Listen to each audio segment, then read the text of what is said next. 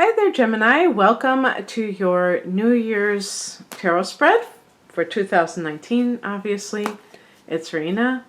So what I'm going to be doing is a spread I got from mywanderingfool.com. And actually, I think I should turn on my tablet so I can remember what each position is, but I know how to lay it out. So if I need to go back and refer to something, I can. It'll be fine. Ooh.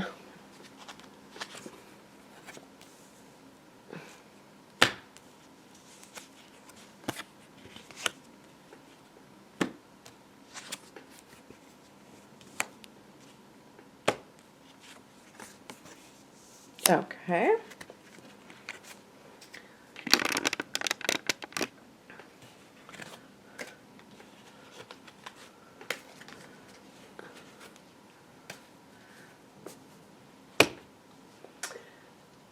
Okay, so let me, I decided I am going to have to check out my, the spread.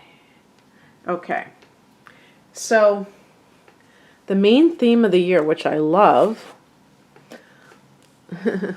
I've got that when you wish upon a star in my mind. The star card is a card of having faith. It's healing, having hope again in life. So sometimes this can be that you have experienced perhaps disappointment or some sort of conflict that led you to kind of question things, and now in 2019 you feel a lot more hopeful about life. Sometimes just healing does that, and this is a card of healing. So it can simply be, you know, you have become a lot more positive because you realize that there are good things in life, and maybe this is because of a person. We're looking at the energies from last year that may be influencing 2019. We have the Page of Swords. We can take this a number of ways. First of all, it can be that you have begun a relationship with somebody who is of the swords element. And the reason I'm focusing on relationships is because I got the Lover's card, but it could be a situation of connecting with somebody professionally too, because the Lover's card can be a partnership, a professional partnership. But the Page of Swords can be a card of a meeting of the minds. Maybe that's the type of relationship with a fellow air sign, Gemini, Libra, Aquarius. Aquarius is actually connected to the star card, by the way, so maybe this is an Aquarius person. But perhaps there's some kind of job that you were able to get that's in an intellectual field represented by the Page of Swords. I would think anybody who is a researcher, or maybe even, it could even be like, to me, an investigative journalist or a journalist in general, could be associated with the Page of Swords. I haven't looked up exactly what it is, but I'm just kind of off the top of my head thinking of something like that. Maybe even education in general. And perhaps this is the dream that you've had that has finally come to fruition. And the next position is the third card, talents you will be expressing this year. Oh, by the way, this is your card. This is Gemini's card, believe it or not. So even on that level, we could be talking about some kind of affirmation of all of your talents. Now, for Gemini, the talents are connected to the swords. So the mind of Gemini people tends to be very good. Having nothing to do with formal education, by the way.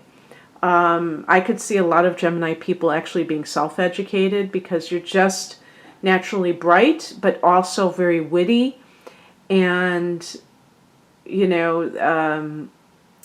have having not only like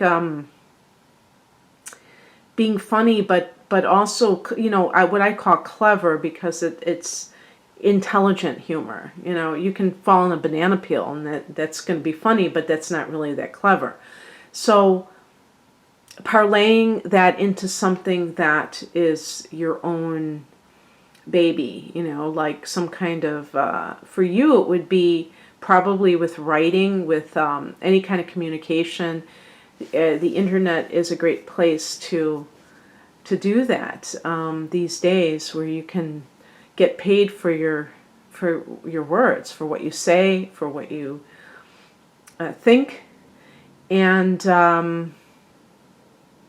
yeah, I mean, you could be like a citizen journalist, where you're the one that's ferreting out the truth, but you're doing so on your own terms. The Lover's card is also, you know, we can also talk about in the private arena. I think that we could talk about if you are somebody who is very versatile. I wonder sometimes, I was saying, why is the Lover's card connected to Gemini? But Gemini is the twins, and so there's a duality with Gemini, with all of the mutable signs. But I still haven't, if you know what that is, you can put that down below. I guess I could look that up, right? If I wanted to find out. There's probably a very simple reason that is going to embarrass me. It's so simple. But in any case, I would say, if I look at it from the standpoint of duality, I think that Gemini, being versatile, that's the talent that you bring to your life, especially now, because this is a time where there's a lot of things happening at a fast pace and changing. And those who are flexible, there's a saying in the Tao, I think it's like the branch that is rigid breaks in the wind, and the one that is flexible, it survives. It stays intact. And that's so true if you think about it. Those people that have very like ironclad ideas that they will not divert from, if something happens to them that's unexpected, a lot of times they can just go into such a tizzy. And the other people that are able to just kind of like jump up and like improvise and take it from there, those are the people that really survive, because they're totally flexible and they kind of adapt to their surroundings. So that's always good too. The fourth card is future opportunities. Okay, so the Three of Pentacles is a card of teamwork and building something from scratch together. This is a 3 universal year, and you're the third house. And one of the things I would say with the Lover's card, it sounds like Gemini people are going to be collaborating, either with one other person or with, maybe in different cases, having a partner or having groups of people. I'm talking about in the workplace, obviously, not in your private life. This is not, I'm not telling you you're going to have a threesome in 2019, but, you know, I guess that's possible. And but you know what's interesting? I almost get the vibe of making a baby, because with Pentacles, it's also the physical body, and with the number 3, 1 plus 1 equals 3. We always think it equals 2, but 1 plus 1, one person plus another person equals a third person. Okay, and the Lover's card is a card of, you know, mating. Okay. So do the math. And I would say too, creativity, because of the number 3. Okay, upcoming obstacles. The 9 of Swords. This is a card of anxiety. I got this card in the exact same position for another sign. For Gemini, being an air sign, watch out for racing thoughts. Watch out for thinking too much.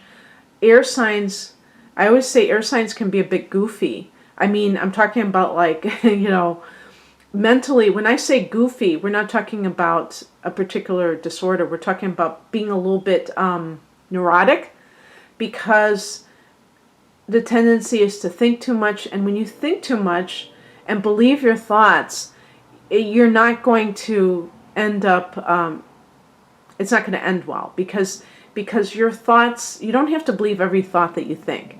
And Geminis, being air signs, are really attached to their minds. And your mind sometimes is not your friend. It's your frenemy. Okay? So the usual suspects to alleviate this are meditation, and I would say self-inquiry is very important, not just meditation. Meditation can be abused, to kind of like escape from unpleasant things that you're going through. You don't want to like stick your head in the sand. Self-inquiry is important because it traces your thoughts back to yourself, to erroneous perceptions, but that's not what I want. Assumptions, maybe. Erroneous assumptions in the first place. There's a P word that I was thinking of. But if you know anything about Byron Katie, she always has, she has this thing called the work, where it's really about self-inquiry. And one of them that I always use is it true? Is it true? You think a thought, is it true? Can you prove that it's true? A lot of times we think things because we're broad brushing them. And we're really not seeing every situation individually. We're kind of like reacting based on past experience with something. And when you really, you can really dismantle your anxiety by questioning your thoughts.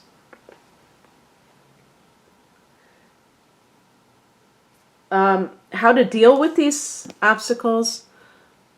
7 of Wands. Now, remember that I'm talking about here for you that I'm getting off into the weeds talking about anxiety, because actually there's some great cards here. The Star card is a great card. The Lover's card, the 3 of Pentacles. Okay. So it's like, how do you derail yourself? You derail yourself by thinking too much, saying what if, maybe worrying, needing to have all the answers ahead of time. This is especially true if you're trying to launch something and you have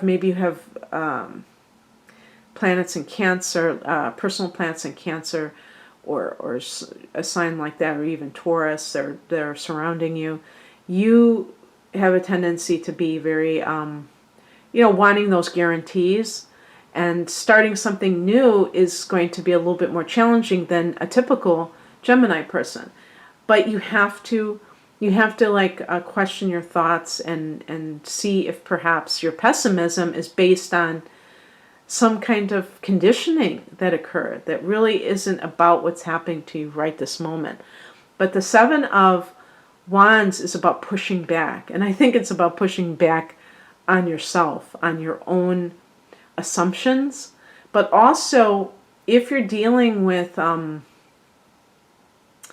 maybe you're like afraid of becoming a parent. I mean, if the Star card is that your wish was to become pregnant and you've tried and you couldn't do it, or you finally found the right person that you want to do it, but you're still scared, the best way to get unafraid about something is to really believe that it's meant to be. Because I think sometimes people are afraid that something bad is going to happen to them if they are doing something they've never done before, like start a business or have a baby. Starting a business that's your baby, but having a human being that you have helped to create is also can be a new experience, and therefore something that you're like questioning whether or not you have the ability to do it. You need to push back on that. Also, to have a sense of drawing a line in the sand with other people. Maybe this card here is based on a relationship that is bringing you anxiety, and you need to stand up for yourself. But just remember that sometimes standing up for yourself, Gemini, is simply cutting ties with a situation that you know is doomed, that you know is not, it's not about talking it out. You know that it's over. Because it's funny, when somebody is very flexible, the downside of that is that they can be so flexible that they tolerate nonsense for long periods of time. So, it could be on multiple levels. But this is really a card of, I was going to say self-empowerment, but it's more like, defending yourself in a proactive, positive way, not in a what we call a defensive way where you're feeling insecure, so you feel like people are attacking you, but really in a confident way of like standing your ground, okay, so that you believe that you deserve to have certain things, and that you shouldn't have to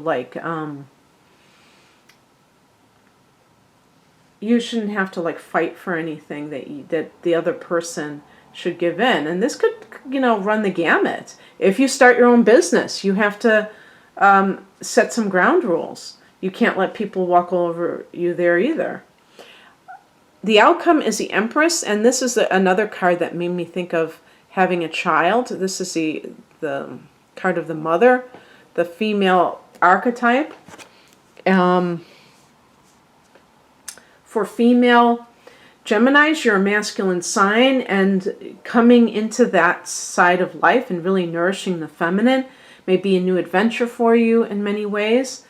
And it may be an adjustment if you're used to being out in the world, because you might be staying at home for now. And if this is a creative situation, this is embracing yourself as an artist, not making apologies, not saying it's your hobby, but you're coming out as this artist, and believing, this can be inspiration.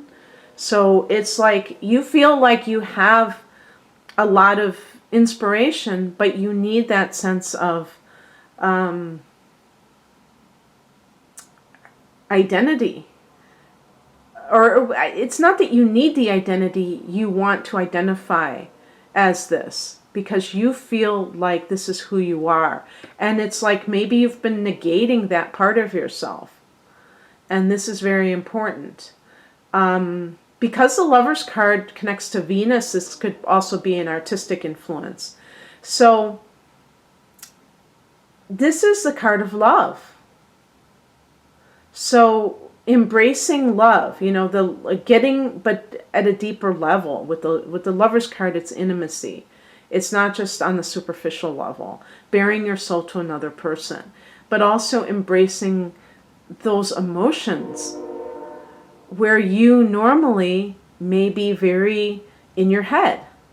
It's like being willing to open your heart chakra. Okay, Gemini, that's what I have for you. I hope you have a wonderful year. If you'd like a personal reading, the link is below. Take care. Bye.